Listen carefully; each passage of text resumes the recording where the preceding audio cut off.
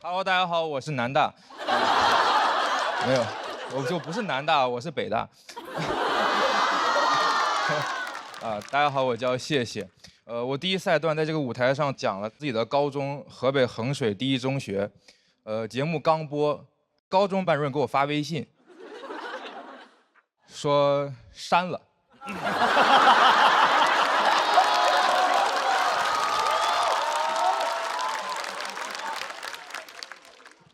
他说你这样说你的母校是非常恶劣的。我没弄明白，怎么就母校了？啊，我母校不是北大吗？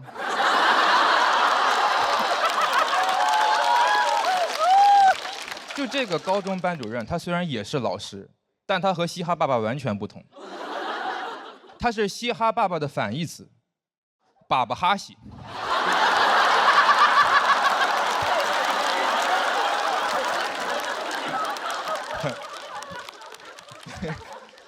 比到半决赛，大家都疯了。你们今天回家路上就会突然脑子里蹦出来，爸爸哈西。但其实我们河北学生从小就会为了考进衡中刻苦努力，可以说是吃得苦中苦，方吃苦中苦中苦。我们从初中管的就很严，甚至会管发型，当时要求男生要剃寸头，长度不超过9毫米。女生运动短发，长度不能过耳。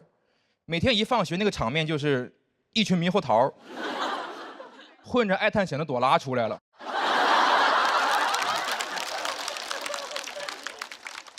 我们老师猕猴桃李满天下。还有爱探险的小朵拉。老师说，就是当时如果我们的头发不合格，老师当场拿个理发推子就给剃了。就嘻哈爸爸上班是李老师，下班是理发师。我们老师上班是老师，而且是理发师。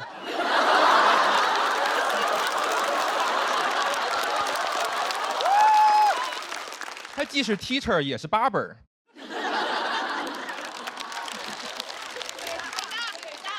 但其实这是高中3500词里面的。整个过程，我们年级主任会在旁边监督，发型总监。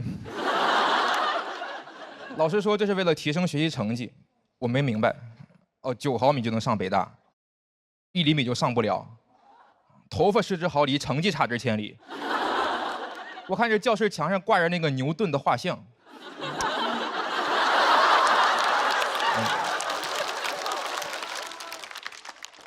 顶多是个中专。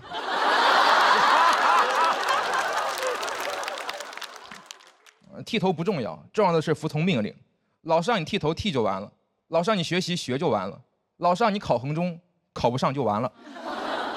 我当时很努力地考进了衡中，然后发现每个教室会安装很多高清摄像头，实时监控我们。就当时老师开班会还在说呢，勇敢做自己，生活没那么多观众。就他们那个监控强度，可能是没什么观众，全是私生饭。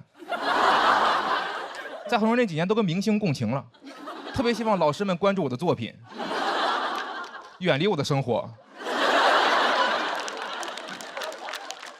那些摄像头高清到什么程度？那天我们班长在本上写了一句“垃圾学校”，全校通报批评。后来查出来了，他写的是“创造无垃圾学校”，橡皮挡住了几个字儿，我写的是“垃圾学校”。当时是寄宿制的，所以我们学校要求我们每天把被子叠成豆腐块。我不会，我之前在家都不叠被子，我那个被子可以说是豆腐脑。而且我们当时也没有时间每天叠被子，就会准备2床被子，一个盖，一个叠成豆腐块，放在那儿应付检查，叫样被。样被不让盖。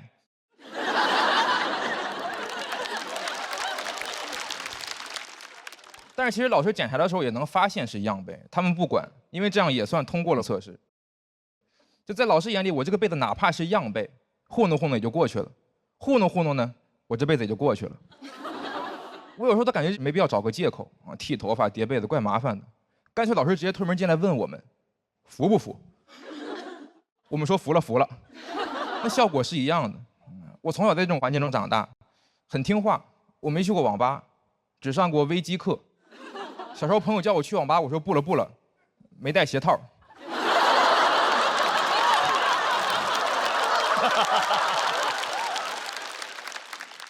但我高考结束之后，我就发现好像所有的规矩都消失了。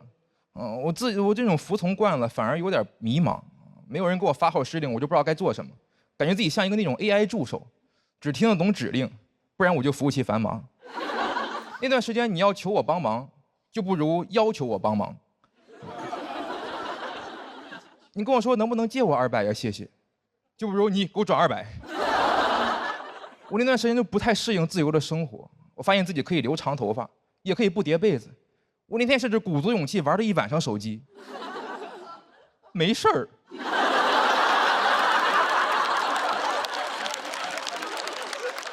我都有点崩溃了，我说这还有人管没人管了？啊？没人管我造反了，我要做最叛逆的事儿，我这个世界大声的说我去网吧。我现在喜欢单口喜剧，就是因为这个地方没有这种事情。我刚入行的时候上了一个资深演员的大师课，他在课上说单口喜剧就是用批判的眼光去解构权威。第2天，就有学员在台上骂他。我觉得这太酷了，我现在开始学会对这种行为说不。高中班主任给我发微信，我没回他。过了一会儿他又发，我觉得老不回他实在不太礼貌，就把他微信删了。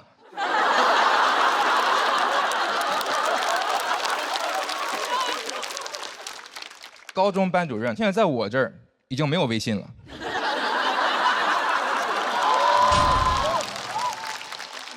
我觉得我现在已经突破了束缚，除了法律，应该没有什么可以约束我。今天就讲到这儿吧，因为节目组说不能超过7分钟。谢谢大家。Hello， 大家好，我叫谢谢。然后，对，谢谢你。我在上海呢，叫 Thanks。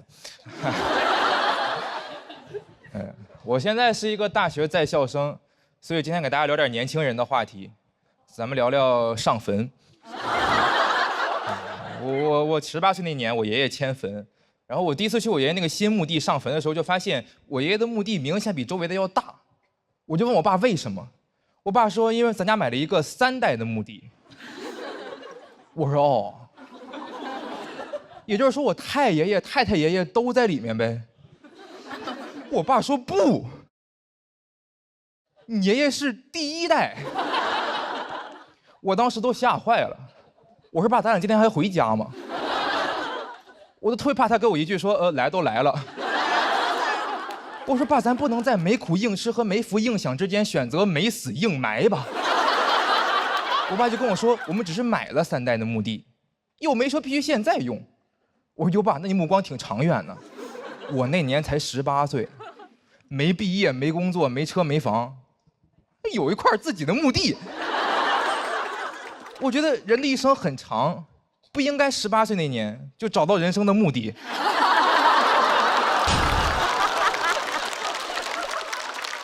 我爸给我解释说，咱这是公墓，如果不提前买好的话，等爷爷附近墓地被别人买走了，咱们就没有办法和爷爷埋在一起了。我说爸，如果没记错的话，爷爷活着的时候，咱都不跟他住一起。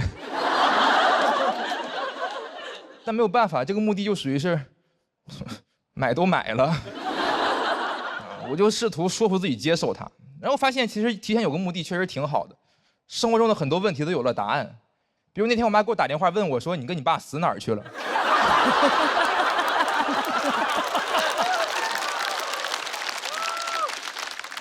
我说某河公墓48号。然后而且我们家那边烧纸有个习俗，比如说我要烧给我爷爷，我就要一边烧一边念叨他，他才能收到。自从我知道那个墓地有我一份之后，每次烧纸念叨2句我爷爷，我就念叨1句自己。经过我的不懈努力，我现在个人总资产已经达到了阳间2500，阴间7600亿，存了一个死期。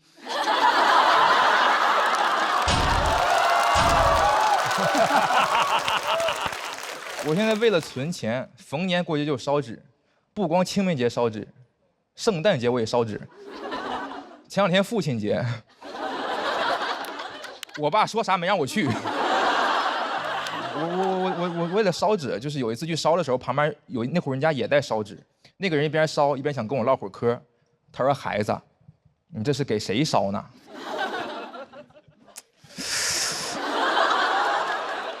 我说：“给我自己。”当场他脸就绿了，跟他手上那个玉皇大帝是一个颜色的。就那天吓得他往我这儿烧了2个亿。我那样坚持了很长时间，因为我在衡中学到一个道理，就是将来的我会感谢现在努力的自己。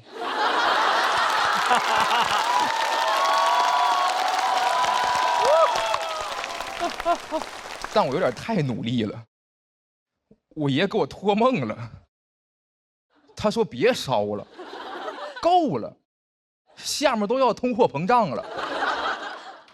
我说爷爷给您烧，您就收着呗。我爷说真不用，真不用。说哎，给孩子的。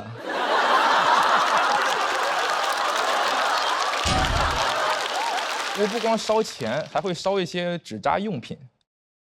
纸扎用品太有性价比了，纸扎的跑车9.9块，还送车牌和驾驶证。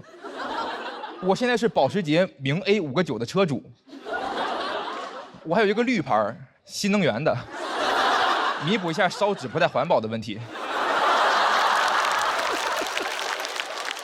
我一开始不太理解为什么到了阴间还要车牌和驾驶证，后来想了想，可能是怕死人开车撞死人吧。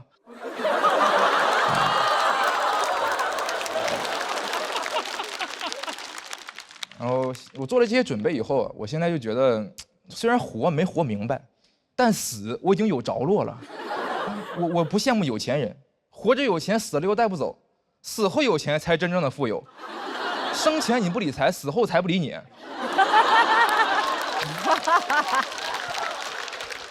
我现在心态很洒脱，我就属于阴间土豪体验生活来了。我也不害怕死亡，我觉得死亡无非一种未知的恐惧。很多人怕死，是因为不知道死后会面对什么。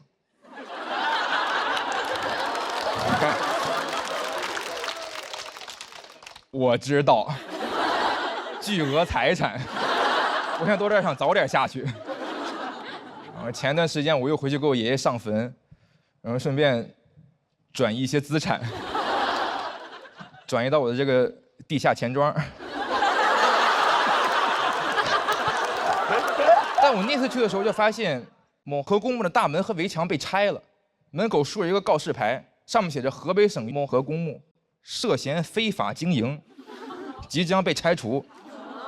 我当时的反应也是，他一个公墓，他能怎么非法经营？他是在坑里打隔断了吗？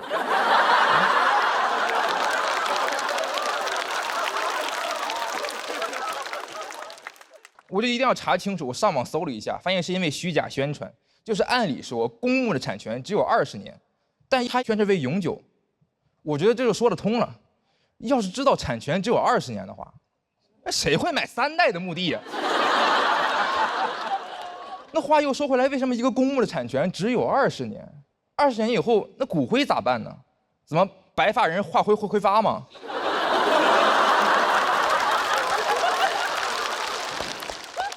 我现在算是发现了，提前给自己烧钱一点用都没有。辛辛苦苦攒了那么多钱，现在告诉我金库要拆了。我也是没想到，年纪轻轻，人还在，坟没了。今天也是忠告大家，这理财有风险，烧钱需谨慎。那不说了，我要找下一个人生目的了。好，讲这，谢谢大家。好，大家好，我叫谢谢，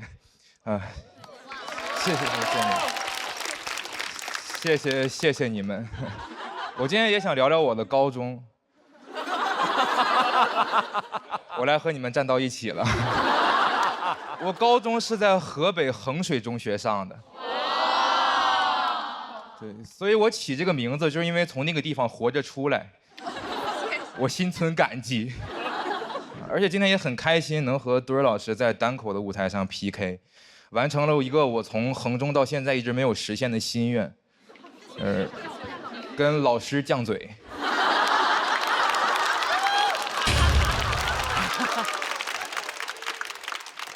我非常紧张，当时在衡中真不敢犟。衡中是一个很卷的学校，卷到教室后面贴着条幅，上面写着"只要学不死，就往死里学"，传播度非常广。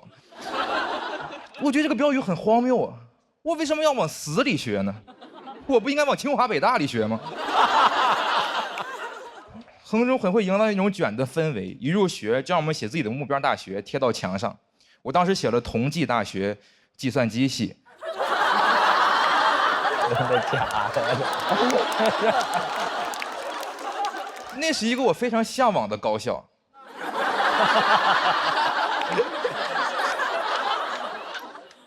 但是老师看到以后，他质问我说："你是不是不想学了？"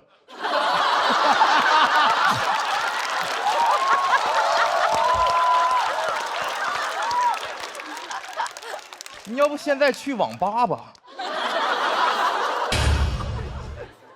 让我改成北京大学，我不敢犟嘴，真改了。但是衡中确实出成绩，后来还真的考上了。谢谢你们，谢谢你们，谢谢你们。刚才多瑞老师是清华的，我是北大的，清北学生到底会干啥？会搞笑，这。我一般在外面做自我介绍，如果我不说我是衡中的，我说我考上了北京大学，就有人觉得说，哎，你装什么？但一旦我说我是衡中的，他们就辛苦了。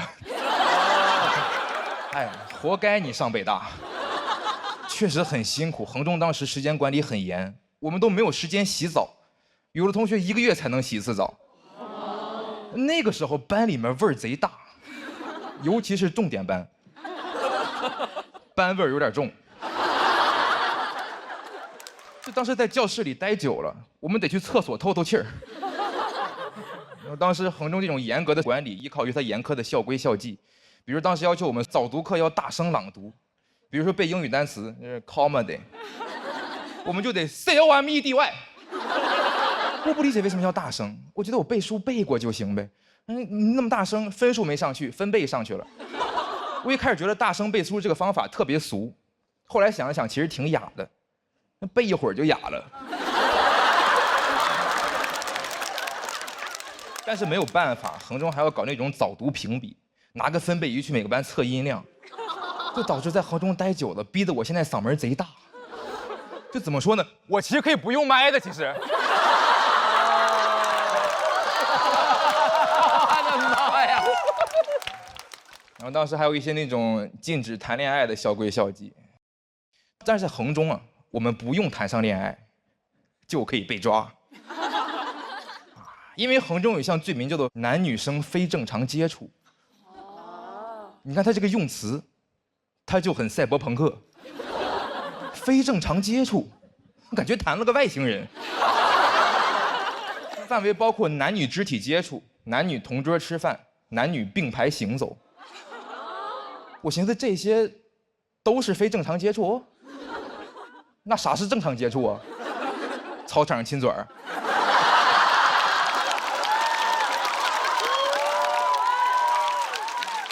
还是双方家长先见个面啊？当时处罚力度是回家反思4周。我不是很理解，我觉得我要在衡中谈恋爱，顶多也就偷摸传个小纸条。你要上我回家反思，我俩可就逛街去了。当时衡中有那种老师，他专门负责查违纪，每天就往他那个电脑前面一坐，拿个高清摄像头看有没有人谈恋爱。哼。恋综观察员，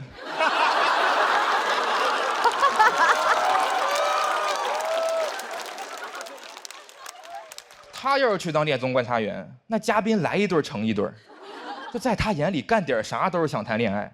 我当时比较爱干净，我宁愿不吃饭也要挤时间洗澡，就因为身上没有臭味儿。德育主任质问我，说你最近是不是谈恋爱了？天天洗澡。肯定是为了招女生喜欢。我说老师，有没有可能我洗澡不是为了女生？我是为了卫生。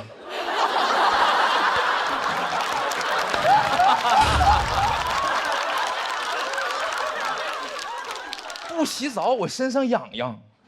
老师说身上痒痒，我看你是心里痒痒。当时德育主任他还负责查自习，然后他检查的指标是抬头率，就是在一间安静自习教室里，德育主任会从教室前门推门而入，看有谁抬头看他。如果你抬头看他，你就是没有学进去。我说老师有没有可能你不进来，我已经学进去了。就当时我们大家都知道门开了，但为了避免违纪，硬不抬头。这个东西需要的意志力，比你抬头看一眼还分神儿。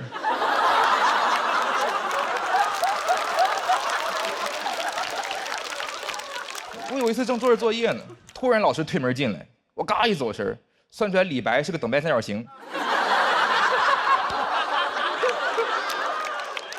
就李白要是在我们衡中上的高中，他也当不了诗人，他望不着明月，他举头只能望主任，然后主任让他低头回故乡反思一周。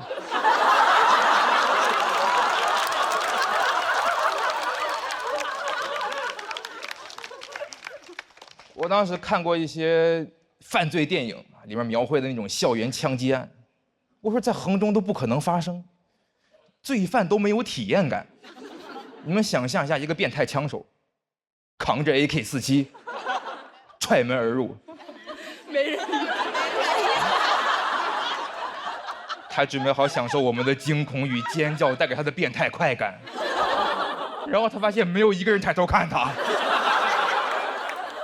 罪犯都吓坏了，赶紧拿枪指着我们大喊，说 freeze， 我们 FREEZE。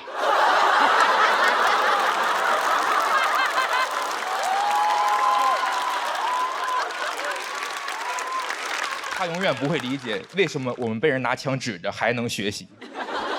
我们只要学不死就往死里学。好，讲到这，谢谢大家。Hello， 大家好，我叫谢谢。不客气。我高中是在河北衡水中学上的。对，那是一个很卷的学校，有的同学卷到吃饭不到5分钟，动作非常快，感觉走的应急通道。这些同学吃饭就是去食堂买个包子，塞进嘴里，一边往回跑一边嚼。我没有把衡中学生妖魔化，因为没有哪个妖魔会这样折磨自己。我倒是觉得妖怪应该衡中化。你看《西游记》那些妖怪，他们但凡有一个能接受生吃唐僧肉，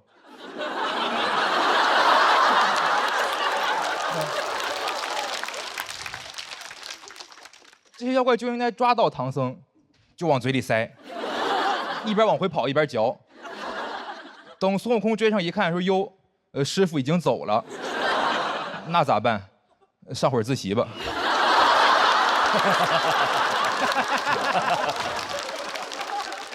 我当时在那个学校卷不过他们，每次考试都有很多题不会做，我就很焦虑，我爸也跟着焦虑。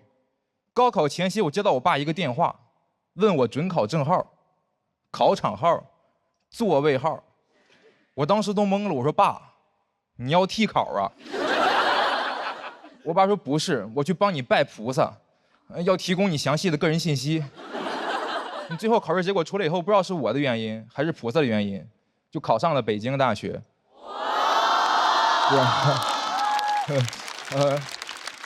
别急，往后听。那是我高中3年考的最好的一次，主要是我们那年高考数学题很难，听说河北省平均分才40多分，那年很多衡中学霸都考崩溃了，因为他们从来没有在一张卷子里面见过那么多不会做的题。我见过，简直是我的舒适区。那年考试心态很放松，学霸们没有经验，但我无他，为首数2。最后考得也比他们好，毕竟你说一群刚瞎的人，怎么可能比黑灯走得快呢？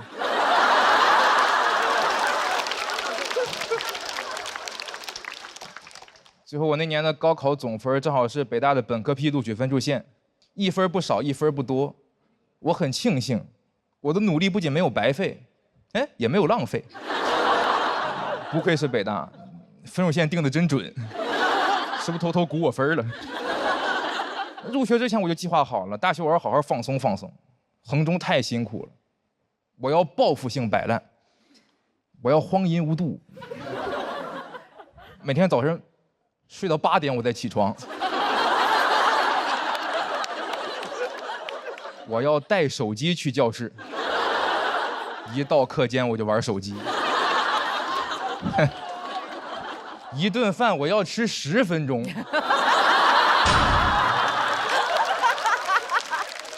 我要坐着吃包子。入学以后，我室友说，不愧是衡中的，大一就要考研呢。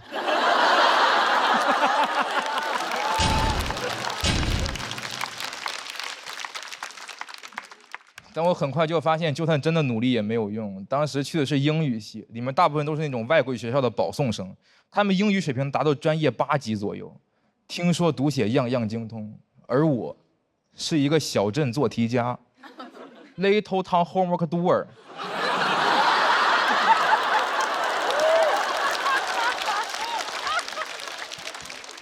每天英语系全英授课，老师同学们谈笑风生，我听不懂。我一个中国人，感觉自己在中国留学。拿查词典来说，同学们查都是那种牛津英文词典，用英语来解释英语。我试过，我查1个生词，蹦出来48个生词，我得再查48个生词，我要查的单词数量指数型增长。用英文词典有一种道家的感觉，1生2，2生3，3生万物。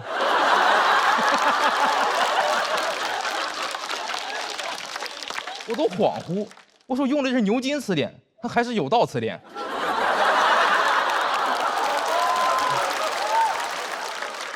挨个查词太麻烦了，所以我后来有看不懂的课文，我都直接拍照问夸克 ，AI 相机就能整页翻译，拍照问答、图表分析，样样在行。感觉比起我，夸克才更像一个北大学生。我也试过努力学习，但是基础差得太远了，实在是跟不上。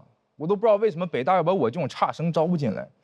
我成绩是班里最差的，属于是那种比上不足，比下正是在下。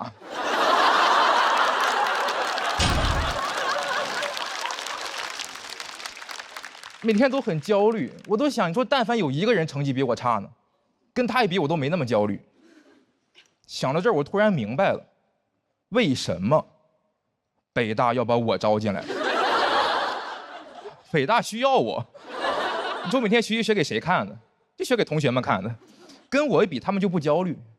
木桶效应里面长板短板都不重要，一个木桶想盛水，你得有底下那块板。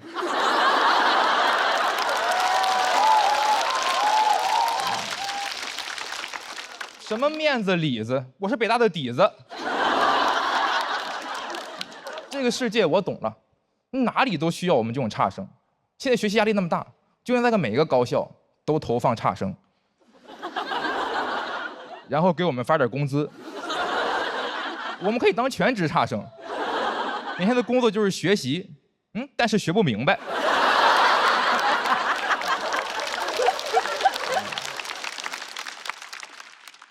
然后去那些优等生面前抱怨说：“哎呦，这知识也太难了，这个世界谁懂啊？”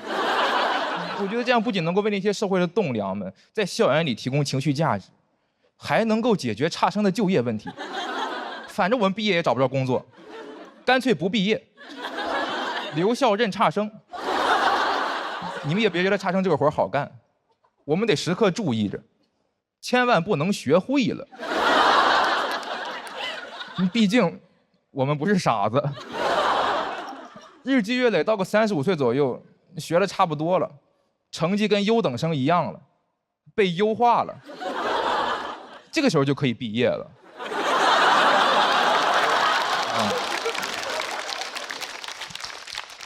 35岁，我们差生从大学毕业了，优等生从大厂毕业了，我们都有光明的未来。好，掌声，谢谢大家。大道说乐。哎，朋友们好，朋友们好，真的，节目播了看了吗？我录节目录2年了啊，上一期播出讲了一个关于痛经的段子，弹幕上还有人在问，他怎么来的月经啊？一个男的，哎，怎么光看得见我的美式前字，看不见我的少女心事？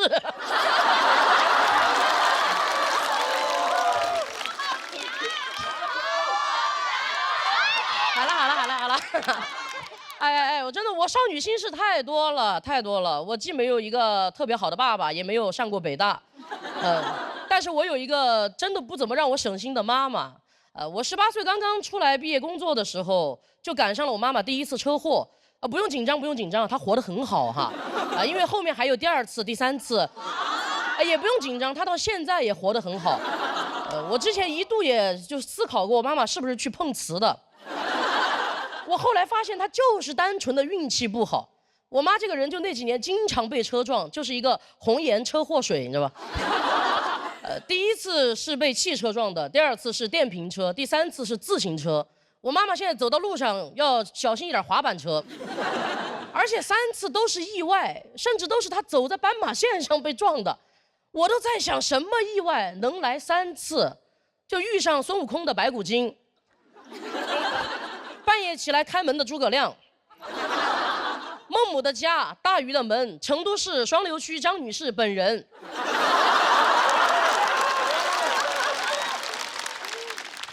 我还去找人给我妈算过命，真的，那个算命的他说我妈跟路不合，那是我第1次不信命的时候啊。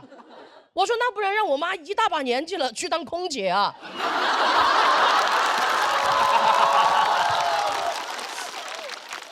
她第1次出车祸的时候腿撞骨折了，我当时赶到医院，隔着病房的毛玻璃，我就看见我妈病床前站着一黑一白2个人。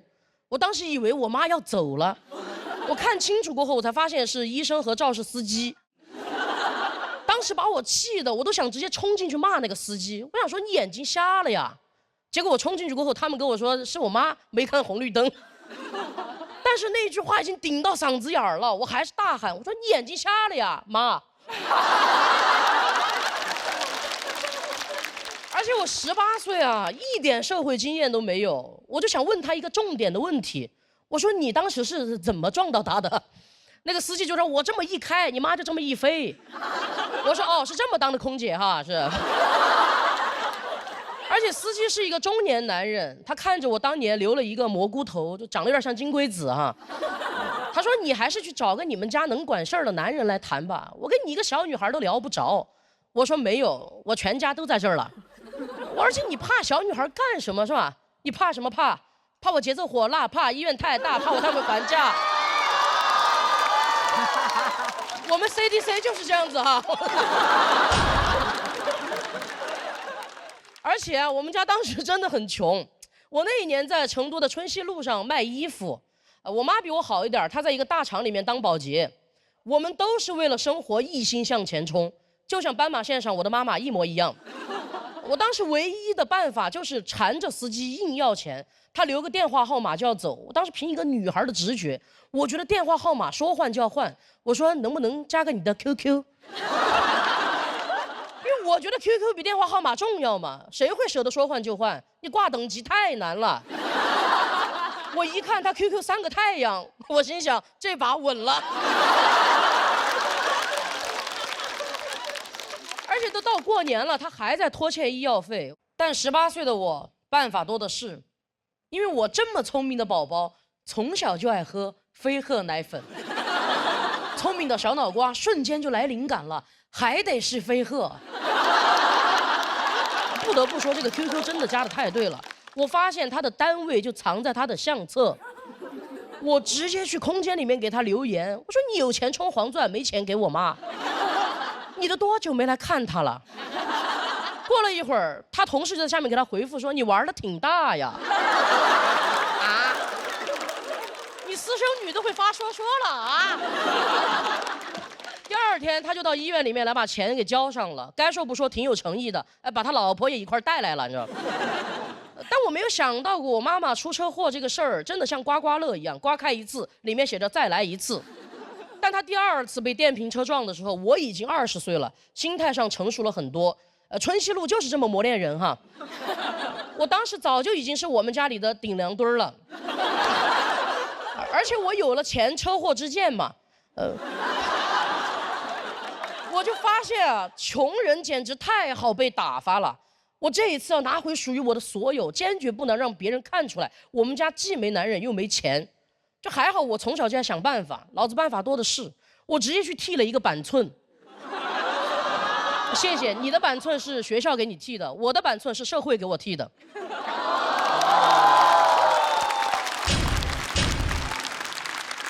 我已经不是当年的金龟子了，我是当年的韩红。我直接去超市里面买了一包最好的烟，我到了医院见着司机，我就开始拆烟，给他递烟，压着嗓子问他，我说：“就你撞了我们家太太。”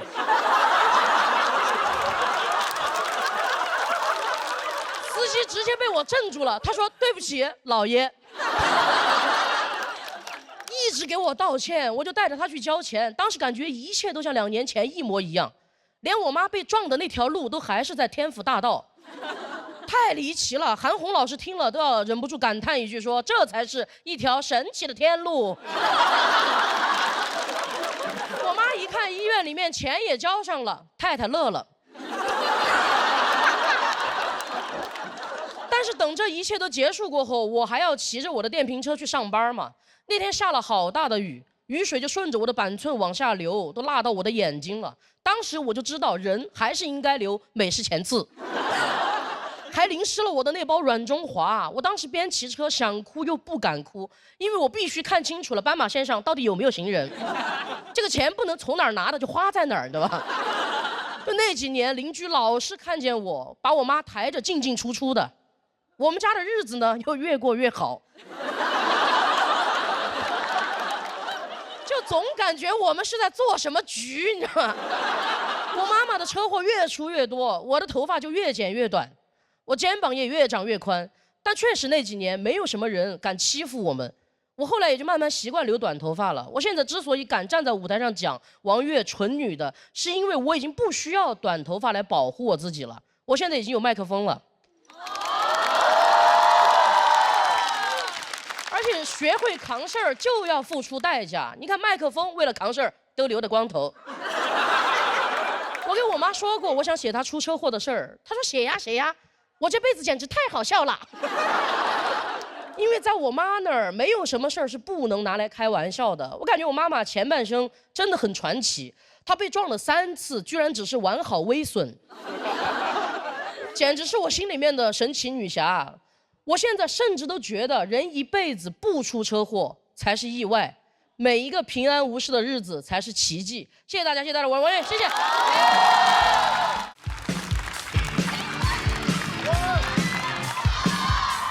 Hello， 大家好，我是王悦。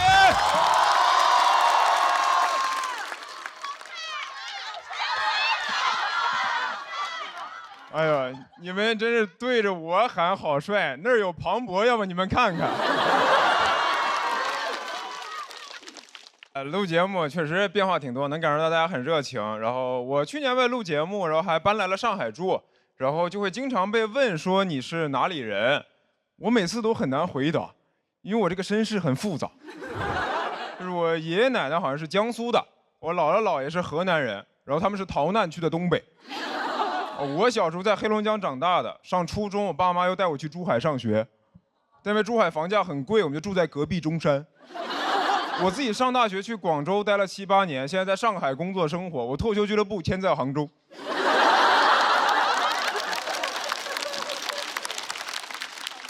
感觉我这辈子就在流浪。别人问我说你哪里人，我说我吉普赛人。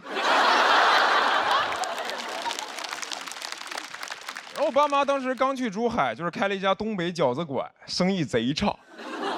因为他们为了省钱，开在了一个偏僻的巷子里面，完全没人。我妈说没事儿，这附近有一家中学，等开学了肯定很多学生来吃。但没有学生来我家吃饭，都在我家门口玩闹。这又不是春晚小品，闹着闹着，哎，饺子，别闹了，咱们帮阿姨包饺子。然然后我上大学之后就去了广州，然后毕业之后住广州那种城中村，那种城中村的房子就是楼间距很密啊，24小时见不到太阳。你在亚热带可以感受到极夜，一个东亚家庭北欧风。就这房子中介还能吹呢，说这屋啊，以前人科住过，眼前虽然黑，但前途一片光明。推门进去那是个群租房，我说这怎么人科走了，里面还有5条人呀？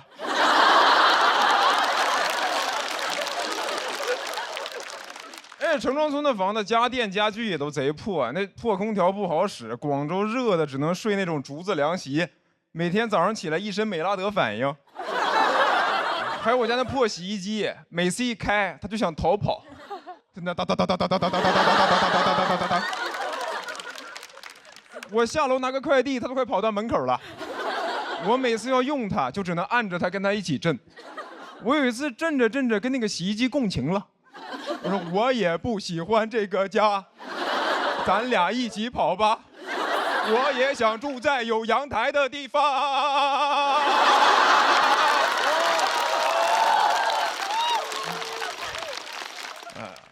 然后，而且你租房，你就算住得好，也没有什么安全感。我之前有个房子，应该住了2年多，然后我房东是一个河北大哥，他突然跟我说，他要把这个房子卖了，要回石家庄养老。我说那我咋办？他说那你要买吗？我说那我能小刀你一下吗？那段时间临时找房就贼难受，也没啥办法，每天发泄情绪只能靠听那种很燥的摇滚乐，杀死那个石家庄人。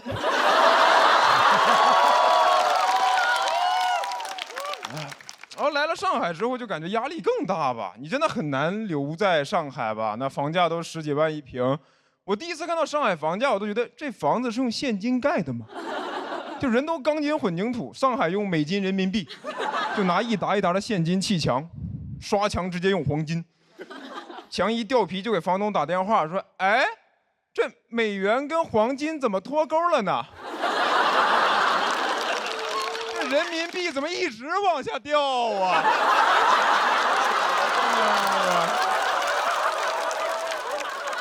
有点疯啊，就是。我有朋友劝我说：“你年纪轻轻不要想那么多，你就努力挣钱，买房落户，成为一个新上海人。”我说：“哎，我奋斗的最高目标居然是消灭自己的身份，杀死那个黑龙江人。我觉得你哪怕是移民的美籍华人，都还是个华人。你落户上海，新上海人，我都宁可你叫我户籍黑人。”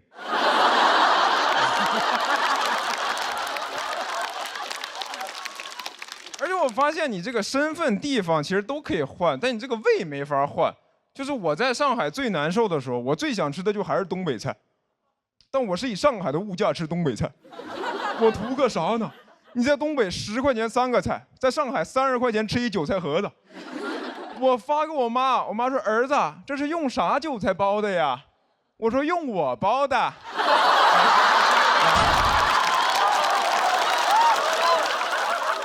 新上海韭菜。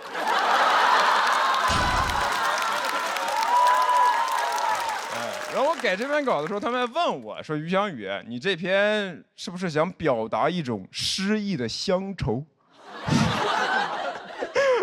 我说：“啥乡愁呀？我要愁的事儿多了去了。你说户口、搬家、预制菜，哇，乡愁是一种非常奢侈的情感。我现在看什么举头望明月，低头思故乡。我说李白，你有阳台？你这个新长安人，谢谢你们，吴洋宇。